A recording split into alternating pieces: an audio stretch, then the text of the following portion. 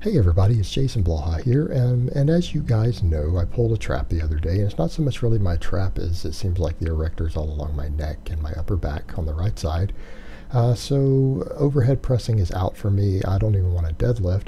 So I thought, okay, let me just film an accessory workout, and you know what? Chest pressing doesn't seem to bother it at all because I did some floor press the other day and it was good. But I haven't done any real presses for my chest in well over a year. And people are like, well, didn't you floor press? Yeah, I floor pressed 4 times this year. I've done 4 workouts with the floor press. That's not really enough to count. So I've been overhead pressing anywhere between 3 and 5 times a week for pretty much the entire year. And the question starts to come up of, well, how much bench strength can you maintain from doing that? So I'm like, that's a good question. And a lot of people have wondered. So I'm like, okay, let me come in and do some nice paused close grip bench press. I haven't done any sort of flat bench in well over a year. The last time I did it, I filmed it for you guys. So, I mean, we are talking about in excess of a year. Probably at least a year and a half, because I haven't flat benched since I was at Iron City. And I quit training there, again, quite some time back. Yeah, certainly haven't been there this year. So yeah, I'm going to say at least a year. So I grabbed the 185 on the pause close grip and decided, my setup's funny there, I'll explain why in a minute what's going on. I decided when I grabbed 5 reps with 185, I could do 225 for 5 sets of 5 while staying at most RPE 7, meaning these are just going to be nice, clean, pretty, textbook perfect form. And I'm like, well, since I've got a mild injury that I need to heal, and I mean, it's a strain, guys, it's a strain. It's not a full tear or anything, that I'm going to work around it. And I'm like, you know what? I could use more tricep. I could work on my pecs. And you know what? Since I haven't done any chest pressing on this cut, muscle memory will probably let me put some muscle in those areas while I continue to cut. So let's do it. Now, one of the things you guys will notice, I can't get under the bench on my normal setup because this is not a comp bench. That bar is really low. This was the best bench that was a free, so I grabbed it. And because of that, look how low it is. I can't just fall under it like I do on a higher setup bench. So I have to kind of roll under the bar and everything. But if you guys watch, my setup is tight. I dig my heels in, pull my scapula together. Scapula stay retracted for the entire set. I pause on the chest. None of this touch and go stuff. Because again, touch and go benching, I'm not a fan of it. It doesn't build your chest. It doesn't build your strength out of the bottom. I just don't have any use for touch and go benching, particularly because of the powerlifting background, because I care about strength, speed strength, explosiveness. I'm just big on pause benching. And I think the pause close grip bench press is a fantastic chest builder, fantastic tricep builder.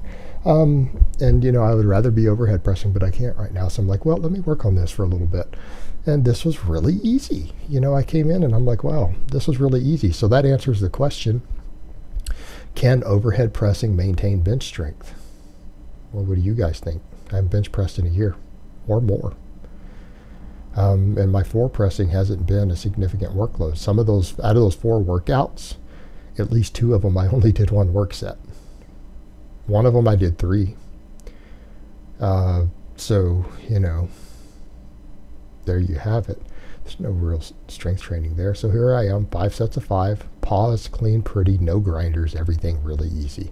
And I didn't want to go too hard on this because I'm like, well, because while I'm letting this little strain along my neck heal, I'm going to be limited in what I can do in the gym while it heals. Why don't I really put some effort in and work on the things that I can do? And close grip bench press is one of those. So we're going to work on that. I'd really hoped to front squat and do some behind the neck presses today. I couldn't behind the neck press. In fact, the front squat, it irritated the area slightly, so I decided not to go heavy. I went ahead and did 2 sets, 2 warm-up sets really, because I did this 135 warm-up. And this one didn't bother my neck or my shoulder at all. It was fine. It didn't hurt. But when I went to 225, you guys will see me touch the trap afterwards. I'm like, I was going to go ahead and go up from there. That was my plan. I'm like, because these didn't seem to hurt it on the first warm-up. I'm like, okay, I'm good. I'm going to work my way up. I went with 225, and it started just a little bit of burning in that area. And because I need to let it heal, I'm like, no, I'm not going any heavier. I'm done. You know what? This will be enough, because I went heavier on this last week. I came in and did this on extra sessions I didn't film. I did this lift 3 times last week. So this will just reinforce it a bit. But even then, I thought, well, because I'm upright, it's not going to put much strain on that area. But that third rep, I felt it through there. And I'm like, okay, I don't want to strain this area. I don't want to strain it. And then I went to see how the behind the neck presses felt, because I did some the other day after the little pull. And they didn't hurt it at all. But today, it just felt really irritated. So even with the bar, I did 1 rep and I'm like, and it felt really heavy. That area felt really tight. So I'm just going to keep working on it, put some heat on it, let it heal. And so I did a bunch of crunches. I did 2 sets here on camera. And obviously these are going to take a while. They are going to take a while to go through. But interestingly enough, that older dude back there, I talked to him because, well, I always talk to these older guys who are in shape. Because look at that dude's arms. The dude's 50 years old. Now he's over there obviously trying to train some legs. He's like, I need more legs right now. But he's 50. And I asked him, hey, what's your secret? You know what he told me? He's like, consistency. He's like, I've been coming to the gym consistently, training moderately hard, not so hard that I hurt myself, but moderately hard for, over 20 years. He's like, and I've been able to stay in shape as I get older. I eat a good diet. I eat most of the focus on whole foods. He's like, I don't really drink alcohol. I avoid refined sugars. He's like, I try to eat lean meat. I try to eat wild game when I can, whole grains, yams for carbs. He goes, and I try to eat vegetables and lots of water and just consistently get to the gym. And he's like, I feel great at 50. So, and that guy was interesting because, again, the same thing. He's like, I'm not trying to impress anybody. He's like, I got a girl. He's like, I got a hot Asian girlfriend. He goes, she's 47. She's younger than me. She works out. We train together sometimes. She lifts. He goes, I'm not trying to attract girls. I'm not trying to impress anybody. I just want to be healthy and fit and feel good. I want to feel good. So there you have it. And there he is. I mean, I think you guys could agree you didn't get a good shot of that dude, but the dude's 50. Dude's 50 and in here still hitting the iron. Still looks pretty good, doesn't he? Consistency, and that's kind of what I'm working towards now at this point. Yeah, I want to be strong. Yeah, I want to be bigger, but more cardio, continue to get leaner, continue to lose weight. Like I said, I'm down 27 pounds on this cut. We'll get to 200 because I'm at 223 now. We'll get to 200 and we'll assess. Now, one thing I wanted Brittany to look at there, and I had her come in, is that notice that I keep my chest up to some extent. I don't let my lower back round much on this. And the whole point is that this is an accessory for the deadlift. All right, this helps keep your core stronger on the deadlift. It's basically almost a reverse movement of a deadlift. So the whole point is, again, you're trying to keep that area from rounding, just like you would on a deadlift. And it will to some extent because I'm going over pretty far. But by trying to keep my chest up a bit on this and keep my head up to some extent, the best that I can, it helps reverse some of that. It helps prevent some of that. And yes, I know I have a lot of curvature in my neck, and that's just what my neck has done. And I've never had a chiropractor be able to fix that. So people are like, you can go to chiropractors. No, they can't. I don't know how to get rid of that. So that's probably contributing. It's probably the way I sleep. It's probably contributing to my my neck strain and everything. And again, I may go talk to a chiropractor about it and see what they can do.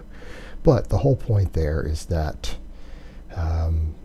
these standing crunches, again, the whole point is that you're trying to almost do a reverse of a deadlift. My stance is like a deadlift. And this is an accessory. It helps keep your core strong on the deadlift. And you know what? It actually stretches my hamstrings on every rep and stuff. So again, you're getting some blood flow to all those areas. But standing crunches is the way to go. And then up next, we're going to throw my last set of close grip back in. And again, kind of the thing that you've got to notice, your setup is everything on a bench press. And when you're stuck using a bench that doesn't give you adjustable height for the J-hooks, setting up can be a little harder because you can't lay down the way that you want. You actually have to duck under and slide under the bar. Normally, I wouldn't have done and turned like that. So then you got to pull yourself all the way under. But notice I pull myself under the bar, I get tight, set my feet. You dig your feet into the floor hard. You plant your ass hard in the bench. You plant your traps hard in the bench, and you drive. You push yourself away from the bar on a bench press. And notice how much smoother and cleaner it looks when you do that. Push yourself away from the bar. You don't push the bar away from you. And that helps keep you dug in tight. because that was actually really easy. So I hope it's been informative, and I will talk to you guys next time.